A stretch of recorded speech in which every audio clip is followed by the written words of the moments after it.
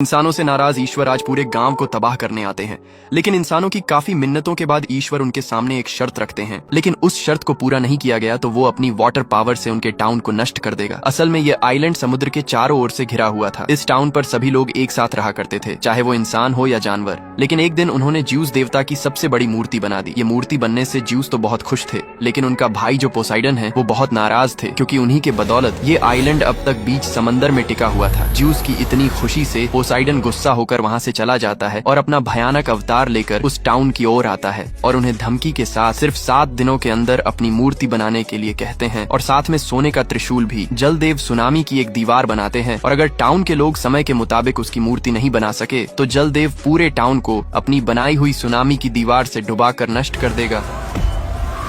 उसके बाद वो अपना समय सूचक यंत्र वहाँ रखकर चले जाते हैं, ये बताकर कि मैं 7 दिन के बाद फिर से आऊंगा। टाउन के लोग मूर्ति तो कैसे तैसे करके बना लेंगे, लेकिन सोने का त्रिशूल बनाना नामुमकिन है, क्योंकि यहाँ तो सोने का नामो निशान नहीं है। जब पानी का देवता पोसाइडन वहाँ से चले जाते हैं तब वहाँ भगदड़ और लूटपाट शुरू हो जाता है, क्योंकि वहाँ मौजूद सभी लोग मरने वाले थे, चाहे वो इंसान हो या जानवर। लेकिन एक पैटी नाम की चूहिया भागकर एक मैप निकाल कर लाती है, जहाँ पर एक ऐसा आइलैंड का नक्शा था जहाँ उन्हें त्रिशूल के जैसा सोने का क्रिस्टल मिल सकता है। उसके बाद वहाँ के स्पेशल लोग कुछ जानवरों के साथ वहाँ से निकलने की घोषणा करते हैं और बाकी लोगों को मूर्ति बनाने के लिए कहते हैं। लेकिन पता लगता है कि नाव चालक तो आधे मरे हुए हैं और उनसे तो जहाज 1 इंच भी आगे नहीं बढ़ती। ऐसे में तो वो 7 दिन में इस टाउन से बाहर निकलेंगे। उसके बाद एक समुद्री पक्षी सीगल को कप्तान बनाया जाता है, लेकिन वो उसी चूहिया को जहाज चलाने के लिए कहता है। हालांकि पैटी सिर्फ लाइब्रेरी की स्टूडेंट है, लेकिन वो अपने हिम्मत और लगन से रस्सी खोल देती है, जिससे पर्दे नीचे आ गिरते हैं और जहाज पूरी रफ्तार से आगे बढ़ने लगती है। कुछ मील दूर जाते ही उनके सामने एक समुद्री तूफान आता है और इस तूफान को ज्यूस ने ही लाया होता है, क्योंकि वो नहीं चाहता कि ये टाउन के लोग उसके बगल उसके भाई की मूर्ति बनाएं। इसलिए वो उन्हें बहुत परेशान करता है। और जैसे ही वो मॉन्स्टर्स को छोड़ने वाले थे तभी ज्यूस की पत्नी वहाँ आ जाती है और ज्यूस डर से उन काले बादलों को मिटा देता है। उसकी पत्नी उस मॉन्स्टर को लेकर रख देती है, लेकिन पता लगता है कि एक क्रेकन गायब था। जब वो पूछती है तो पता लगता है वो उस टाउन के जहाज को पकड़ रखा है। वो ऑक्टोपस का बच्चा उनकी जहाज को उठाकर खेलने लगता है, जिससे सभी की जान हलक में आ जाती है।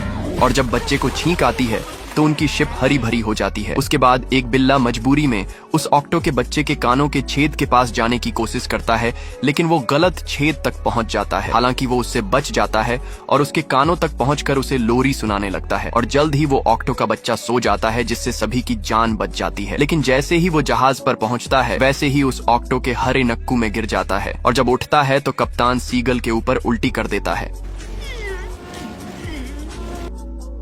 उसके बाद पैटी कुछ जुगाड़ करके जहाज को आगे बढ़ाती है और जब वो किसी शहर के किनारे पहुंचते हैं तब वो अपनी जहाज रिपेयर करने के लिए कहते हैं। लेकिन वो आदमी कहता है, हमारे पास एक जहाज है जो अभी रिपेयर हो रहा है, इसलिए हम कुछ नहीं कर सकते। लेकिन जब उसे पैसे दिए जाते हैं तब उस जहाज को पानी में फेंक दिया जाता है और इनकी जहाज रिपेयर करने के लिए रिपेयर स्थल पर लगा दी जाती है। लेकिन पैटी उस बिल्ले को वहीं छोड़ देती है जिसका नाम है सैम, क्योंकि पैटी हमेशा कहीं दूर घूमने जाना चाहती थी, जिससे वो हमेशा लॉटरी की टिकट खरीदती, लेकिन वो आज तक कभी नहीं जीती। लेकिन एक दिन जब पोसाइडन बाबा उसके शहर में आते हैं तभी वो लॉटरी की टिकट जीत जाती है। लेकिन उसका ध्यान तो देवता की ओर था, जिसका फायदा उठाकर सैम वो टिकट खा जाता है, क्योंकि वो नहीं चाहता था कि उसकी दोस्त उसे छोड़कर कहीं जाए। लेकिन जब उसने उल्टी की तब उस टिकट को पैटी ने देख लिया और गुस्से में उसने अपने सबसे खास दोस्त को जहाज से उतार दिया। उसके बाद जल्द ही वो उस आइलैंड पर पहुंच गए, लेकिन वहां पहुंचते ही एक रोबोट उन पर पत्थरों से हमला करने लगता है। वो किसी भी तरह अपनी जहाज को बचाकर उस आइलैंड पर मौजूद एक गुफा के अंदर पहुंच जाते हैं। लेकिन जब वो बाहर आकर उस क्रिस्टल और सोने को देखते हैं तो पता लगता है यहाँ खजाने की जगह तो राक्षस रहते हैं, जो इंसान और जानवरों को लूटते और खाते हैं। और वो बिल्ला भी एक डॉल्फिन पर सवारी करके उस आइलैंड तक पहुंच जाता है। हालांकि वो पैटी बच जाती है, क्योंकि वो बहुत छोटी होती है, लेकिन उसे एक मशीन मिलती है जो उस नक्शे को मैप पर छाप रही थी, जिसके कारण लाखों लोग अपनी जहाज से आकर वहां फंसते थे।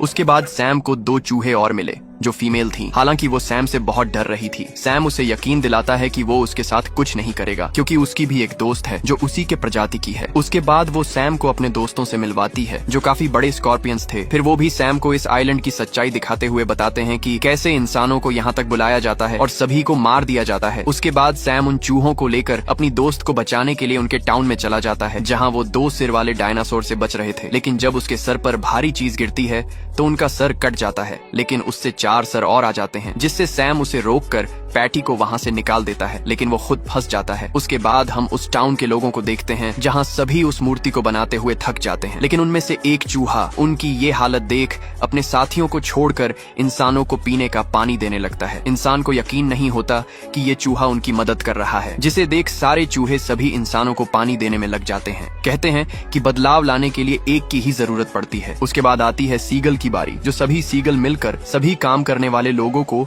अपने पंखों से एयर देते हैं, कूलर की तरह। जानवरों और पक्षियों की हिम्मत और मदद को देख इंसानों के अंदर ऐसी हिम्मत आई कि वो बिना रुके उस मूर्ति को तैयार करने लगे। उसके बाद हम जेसन को देखते हैं, जो अपने मुर्दे साथियों के कंकाल को लेकर ताला खोलने की कोशिश करते हैं। ताला तो नहीं खुलता, लेकिन उसके सारे साथी आजाद हो जाते हैं। उसके बाद वो जेसन के पिंजरे को ही उठाकर ले जाने लगते हैं, क्योंकि वो उसे खोल नहीं सकते थे। उसके बाद हम पैटी को देखते हैं, जो बहुत दुखी होती है अपने दोस्त सैम के लिए, क्योंकि सैम ने हमेशा उसका भला चाहा है, जिसकी वजह से वो कैद में है। वो सीगल उस आधे कुत्ते और आधे तोते जैसे दिखने वाले जानवर का ध्यान अपनी ओर आकर्षित करता है, जिससे पैटी अपने दोस्त के पास जाती है और अपनी गलतियों को मानने के बाद उसे आजाद कर देती है। उसके बाद पैटी अपने गणित की मदद से सीगल का पंख तैयार कर देती है, जिससे वो एक बार फिर से पहले की तरह उड़ने लगता है। उसके बाद वो उस रोबोट के अंदर जाकर उसके प्रोग्राम को बदल कर गेम खेलने लगते हैं, और जो डायनासोर होता है वो स्कॉर्पियंस उसके इतने सर काट देते हैं कि उसके चारों ओर इतने सर आ जाते हैं कि वो सिर्फ लुढ़कते रहते हैं। और उसके बाद पैटी अपने साथियों की मदद से उसी सोने को, जिसे इन राक्षसों ने सालों से इंसानों से लूट कर रखा हुआ था, पैटी उसी को पिघलाकर त्रिशूल बनाने की तैयारी करती है। त्रिशूल तैयार होने के बाद वो उसमें हर जगह चमकते हीरे लगा देते हैं और उसे लेकर अपने साथ जहाज की ओर निकलने लगते हैं। जब वो हरे राक्षस उठते हैं तो अपने टाउन का ये हाल देखकर उस त्रिशूल के पीछे जाते हैं। पैटी के दोस्तों के पास जितनी हिम्मत थी वो उन सभी राक्षसों से लड़ते रहे, और आखिरी में वो दोनों भी पकड़े गए। लेकिन सही समय पर वो रोबोट को लाकर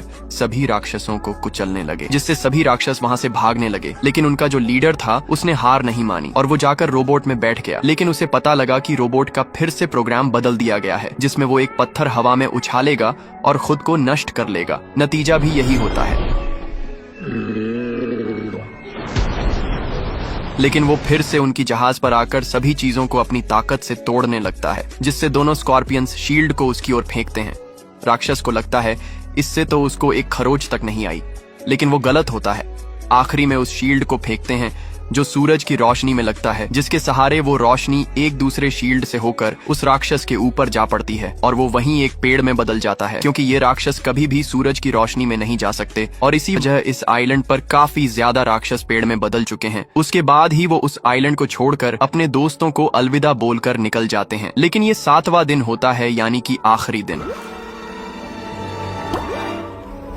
और इस बार हवा भी उनका साथ नहीं देता, जिससे ज्यूस उनके मरने पर पहले से ही प्रे करने लगता है, जिससे उसकी पत्नी गुस्सा हो जाती है और उसी के बाद उनकी जहाज अचानक हवा के तेज दबाव से आगे बढ़ने लगती है।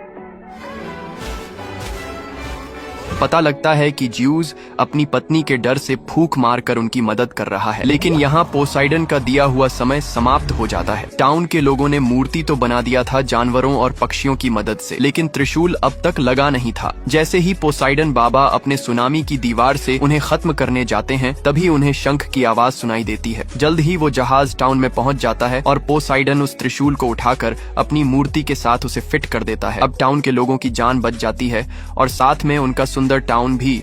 उसके बाद वो ज्यूस के गोल्डन फ्लाइज को भी लौटा देते हैं, जो इनके आइलैंड की हिफाजत करता है, और अब इस टाउन के लोगों के सर पर दोनों देवताओं का हाथ रहता है। और लास्ट में पैटी को कहीं दूर जाकर घूमने का टिकट उसे मिल जाता है, लेकिन इस बार वो इस टाउन में अपने दोस्त सैम के ही साथ रहने का फैसला करती है। उम्मीद है कि ये कहानी आपको समझ और पसंद आई होगी। ऐसी और कहानी देखने के लिए कमेंट करें या वीडियो को लाइक करें, ताकि हम इसके जैसी और भी एडवेंचर, कॉमेडी और रोमांच से भरी स्टोरी ला सके। तो मिलते हैं अगले संडे किसी नई कहानी के साथ।